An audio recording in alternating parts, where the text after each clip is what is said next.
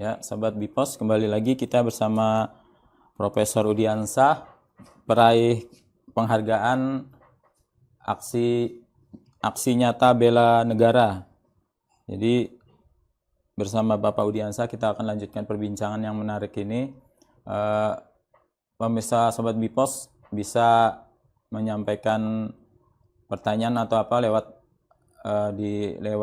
Instagram, Facebook maupun di YouTube. Iya Pak, kita lanjutkan perbincangan nih Pak. Ini salah satu yang saya sangat tertarik ini mahasiswa dari Akademi Peternakan, Komunitas Peternakan ini kayaknya punya ini ya, kelebihan mungkin dari mahasiswa yang pada umumnya ya. Itu dari awal sampai akhir itu mungkin seperti apa itu Pak, yang kelebihannya mungkin yang bisa diinikan. Katanya kan yang saya dengar itu dari awal sudah diajarkan bagaimana beternak, bagaimana ngasih makan, masuk nyuntik juga sampai melahirkan sapi. Kemudian seperti apa menjual nanti itu diajarkan juga Pak ya. Nah mungkin bisa dijelaskan Pak itu Pak. Iya, betul, semua mahasiswa itu mulai sejak dia kuliah semua praktek itu dilakukan. Jadi tidak tepat pada hanya, biasanya kan kalau kita di sekolah misalnya Pak Heru aja sendiri, kalau misalnya Pak Widodo ini kuliah tertentu misalnya baru praktek. Kalau di sini enggak, praktek langsung. Misalnya mengolah limbah, kan mengolah limbah kotoran sapi, kan diolah untuk pupuk. Nah itu sudah diolah pada mata kuliahnya, diajarkan pada semester 3. Tapi dia sudah memformulasikan pakan misalnya, bagaimana pakan yang ini yang bagus, begini dicampurannya apa segala macam. Nah itu mungkin masuk fermentasi apa segala macam itu udah diajarkan sejak awal kan. Tapi kuliahnya dapat di semester 2 misalnya. Nah jadi udah praktek semua mereka, udah tahu. Jadi prakteknya mendahului teorinya. Gitu. Nah kalau soal ini kapasitas mahasiswanya yang tangguh tadi, ya memang kita lakukan wawancara. Karena kalau tadi jangankan menerima orang bodoh, orang mendidik orang pintar saja susah gitu. Apalagi orang bodoh. Cuman satu patokan kami yang harus kriterianya itu adalah mahasiswa yang diterima di sini itu adalah betul-betul mahasiswa yang ingin merubah nasibnya. Kenapa? Karena kan di kita Tuhan saja katanya tidak mau merubah nasib suatu kaum gitu. Padahal beliau Tuhan itu mampu, pasti mampu. Nah, Tuhan saja tidak mau gitu merubah nasib suatu kaum. Kecuali kaum itu sendiri, nah apalagi kita, sombong amat kalau kita mau merubahnya. Ya, jadi oleh karena itu kita titik beratkan.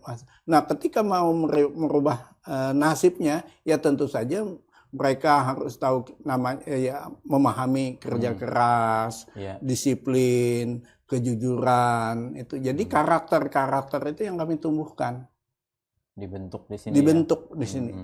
Jadi kalau mereka bangun pagi katanya ini mau disiplin, tapi bangun pagi untuk sholat saja misalnya bagi yang beragama Islam mereka enggan, berarti udah nggak bisa disiplin, nggak bisa tepat waktu. Nah sapi kan perlu makan, nggak perlu nunggu pagi, harus ini. Nah, itu.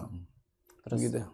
Kalau mahasiswa ini juga sendiri seperti tadi kan kalau Pian bilang kan harus harus ada kemauan dia untuk merubah nasibnya gitu. Betul. Tapi kan nggak mesti setiap orang miskin, tapi ada juga orang yang mampu tapi dia pengen belajar, tertarik dengan Akademi Pian nih Bapak, untuk walaupun dia mampu tapi ada ketertarikan untuk belajar di tempat Pian nih karena ada langsung mengaplikasikan ilmu peternakan tadi kan. Nah itu gimana? Bolehkah dia ikut menempuh pendidikan di tempat Bapak ini, Pak? Dengan senang hati kami terima pasti. Jadi tidak harus miskin Tidak gitu harus ya. miskin. Cuma Harus yang ada kemauan. ya harus ada kemauan tadi betul-betul kalau sudah kayak mau itu ya itu kan lebih nyaman sebenarnya. Iya. Lebih sangat nyaman dan itu bisa dijadikan model jadinya Iya, itu. iya. Jadi model yang baik gitu. Apalagi dia misalnya mampu, wah saya langsung memelihara membawa sapi saya saja 10 langsung saya pelihara di sini. Oh gitu. Kan bisa tuh. Iya, iya. Nah, langsung dipelihara, divaksinasi, bagaimana dijaga kesehatannya, diobat cacingi, bagaimana ngasih makan obat cacing misalnya itu setiap berapa bulan sekali misalnya. Kemudian bagaimana cara mengawinkan gitu kan kalau misalnya ini. Berarti ini kalau mereka ini kalau lulus jadi benar-benar jadi sarjana yang tangguh ini ya Pak ya. Karena program ini kan diploma 2. Iya. Jadi ahli muda namanya. Iya, ahli muda. Gelarnya itu ahli muda bukan sarjana, ahli muda. Ahli muda ya. Ya. Kalau D3 kan ahli madya. Ya. Kalau D4 itu kan sarjana terapan. Ya, kita ahli muda. Ahli muda. Ininya. Nah, jadi ya diharapkan begitu. Justru itu di dalam profil lulusan yang ada pada kami itu adalah satu mereka menjadi peternak yang unggul. Ya. Yang kedua adalah menjadi pengusaha ternak sapi yang sukses. Jadi kalau mereka nanti jadi pegawai satu perusahaan, gajinya tinggi misalnya karena kompetensi mereka. Nah, secara ini bukan kesuksesan, belum menjadi kesuksesan bagi kampus. Tapi bisa saja dia cari bekerja dengan gaji tinggi segala macam. Setelah itu dia keluar lalu dia membuka usaha sendiri, ternak sendiri misalnya, bisa juga. Nah, tapi pada saat dia bekerja itu belum dianggap satu kesuksesan. Tetapi ketika dia bisa berwirausaha sendiri, dia bisa beternak sendiri, menjadi beternak. Nah, baru itu direkod dicatat sebagai kesuksesan alumni-nya. Iya. Jadi kayaknya program di Akademi Peternakan di Jorong ini sejalan dengan program Presiden Prabowo ya nih Pak ya, mengenai ketahanan pangan. Jadi kayaknya beliau kan fokus banget nih ketahanan pangan. Sementara kita kan tadi setiap tahun 1,7 juta ton ekor. 1,7 juta ekor mengimpor ya, mengimpor sapi tadi. Sementara kita lahannya sangat luas. Berarti karena kita banyak masyarakat kita yang tidak tertarik untuk beternak, tidak ada jiwa untuk jiwa beternak tadi. Kenapa? Itu karena kan seolah-olah jadi petani ini satu kotor. Iya. Yang kedua itu kotor, bau, itu pendapatannya nggak seberapa. Jadi petani itu nggak seberapa. Iya. Padahal saya bisa gambarkan, bisa digambarkan gitu kan. Misalnya begini. Kita punya 100 sapi, 100 ekor sapi. 100 ekor sapi itu kita pelihara, kasih makan segala macam oleh yang punya misalnya. Kita memelihara saja, kita nggak usah digaji, nggak usah menggaji ngasih makannya itu kita nggak usah dikasih. Kita cukup gajinya itu dari kotoran sapinya saja. Nah, kotoran sapi itu kan biasanya minimal sekitar 4-5% dari bobot badannya. Nah, jadi kalau bobot badannya itu berapa? 200 kilo. Kalau 4%-nya berapa? Itu 8 kiloan. 8 kilo. Satu hari. Nah, itu paling rendah itu 4%. Nah, kalau 8 kilo, anggap aja lah supaya nyaman ini 10 kilo gitu kan. 10 kilo kali 100 berarti 1 ton, ya kan? 1 ton itu ada kotoran sapi. Nah, setelah kita proses segala macam untuk ini dikompos, jadi pupuk organik. Seharusnya lebih 1 ton walaupun dia kering karena ada campuran biomasa kita tambahin segala macam gitulah. Nah, 1 ton, anggap aja tetap 1 ton beratnya seperti itu. Nah, kalau harga pupuk pertanyaannya pupuk organik itu lebih baik apa lebih jelek daripada pupuk anorganik. Pasti Baik, semua pupuk orang lebih organik, baik. iya. Seharusnya pupuk Ramah organik lingkungan. ramah lingkungan lebih mahal. Iya. Seharusnya kan. Iya. Tapi udahlah, nggak usah kalau pupuk organik kita pupuk anorganik, pupuk kimia itu kita 4.000-an Iya. per kilonya, itu pun yang sudah bersubsidi gitu kan. Iya. Nah, ini kita anggap 1.000 saja Iya. sekilo. Jadi 25% saja dari Iya. ini. Kali 1.000 berarti 1 juta. Iya. Sehari itu. Iya. Nah, sehari kalau sebulan kan 30 juta. 30 juta sebulan. Iya. Nah, kita misalnya menggaji tenaga kerja satu orang 5 juta misalnya. Kan anggaplah kita gaji 3 Iya. Dari kotoran aja. dari itu, kotoran itu 3 orang ini 15 juta. 15 juta, 15 jutanya kan untuk kita. Iya, iya. Iya. Jadi penghasilannya menarik gitu. Padahal kalau kotoran ternak nih kurang pupuknya sebenarnya. Kalau di kasal kurang pupuknya. Itu baru tanaman-tanaman ini. Belum kalau di perkebunan itu kan. Kebun-kebunan Ya, itu. nah justru itu. Ya, itu yang bisa kita ini kena. Kalau kita ini nanti kalau saya orang kehutanan ya kita gunakan jadi memupuk pohon-pohon itu kan jadi rindang kan menjadi bagus. Dan Jadi kalau pupuk organik nih beda dengan anorganik. Ya, Kalau anorganik dia cepat. terus dia nyedot terus kan. Tapi kalau hewan-hewan yang kayak cacingan itu mati dia nggak ini kan. Ya, Kalau anorganik ini kelebihannya dia membangun ini kan, membangun tanah tadi dia. begitu. Nah, Betul. kelebihannya gitu Pak ya. Betul. Kalau yang ulun tahu gitu. Nggih. Jadi kalau selanjutnya nih sejauh ini seperti apa perkembangannya kampus Pian nih Pak sudah Pak sejauh ini? Ya dari awal berdirinya kan sampai sekarang ini ya lumayan lah ini misalnya lumayan sudah ya. jalan sudah pengerasan, misalnya bangunan sudah ada terlihat ini dari segi fisik gitu kan. Kandang-kandang mulai kita usahakan ada bangunannya. Karena ini baru pertama ada kayaknya di Indonesia baru ini ya. Ini yang kampus ini program studi ini adalah yang pertama Iya.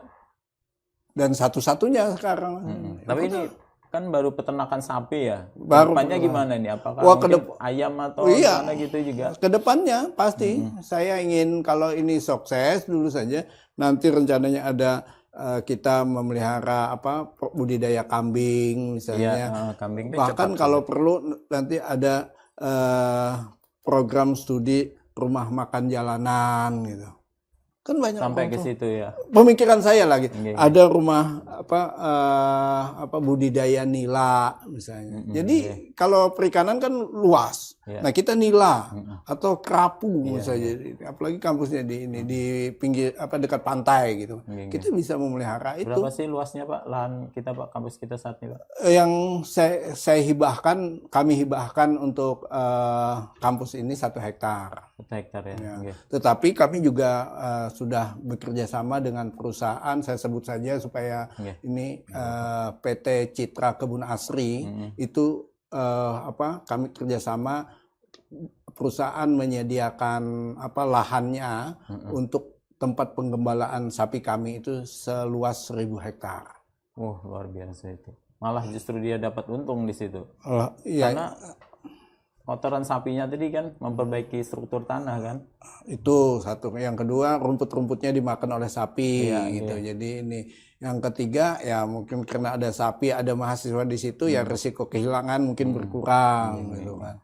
Nah, itu ininya. Nah, mungkin kesibukannya itu wah, ini kok ada sapi di sini. Nah, itu kan gampang kita secara teknis kita bisa komunikasikan gimana. Oh, kami panen di sini, maka di sana kami mengembalakan, jangan di sini gitu. Nah, itu. Terkait dengan kampus Pian ini Pak, apakah sudah ada Pak dari pemerintah daerah mungkin Pemprov Kalsel atau Pemkep Tanah Laut ya? Nah, itu adakah mungkin bantuan atau kolaborasi sudah kerjasama untuk mengembangkan lebih maju lagi lah kampus kita? Alhamdulillah saya dari pemerintah Provinsi Kalimantan Selatan ini dengan lewat Kepala Dinas Peternakan dan Perkebunan sudah mendapatkan misalnya atas rekomendasi beliau itu kandang pagar listrik. Oh iya, pagar listrik. Itu sudah dari ada. PLN tuh ya Pak ya? Bukan dari kabar itu kayaknya dari Bangkalsel. Oh ya, Bang Kalsel. Itu ada juga apa untuk mengolah pakan dari dari pelepah sawit. Iya. Nah, itu ada. Kemudian ada juga bantuan bibit unggul, pejantan unggul gitu kan. Nah, alhamdulillah ya, dipelihara di kami itu ya sampai saat ini masih ada lah gitu. Dan sudah ada anaknya gitu kan. Berapa ekor udah Pak sapinya sekarang, Pak? Sekarang 15 mungkin 15 ada. ekor, Masih 15 ekor saja. Dan sudah melahirkan. Iya. Sudah melahirkan. Bahkan sekarang ini kami duga sudah bunting-bunting semua yang indukan-indukan itu karena dikawinkan dan sekarang tidak berahi lagi. Nah, jadi kemudian dari kemudian dari pemerintah Kabupaten Tanah Laut sudah membangunkan jalan. Oh ya, akses tadi ya. Iya, akses jalan itu udah ada pengerasan. Mungkin ke depan mungkin diaspalkan atau saya berharap bisa dibangunkan asrama gitu kan, asrama supaya bisa menampung lebih banyak, gitu. Bangun kandang supaya ini lebih banyak. Karena ini kayaknya sangat sejalan dengan visi misi Tanah Laut tadi kan, karena kabupaten yang sangat banyak sektor peternakannya kan di situ. Betul, karena mereka salah satu ininya komoditas yang dikembangkan adalah sapi. Ya demikian Sobat Banjarmasin Post. Kita akan break dulu bersama Profesor Rudiansah dalam program We Talk.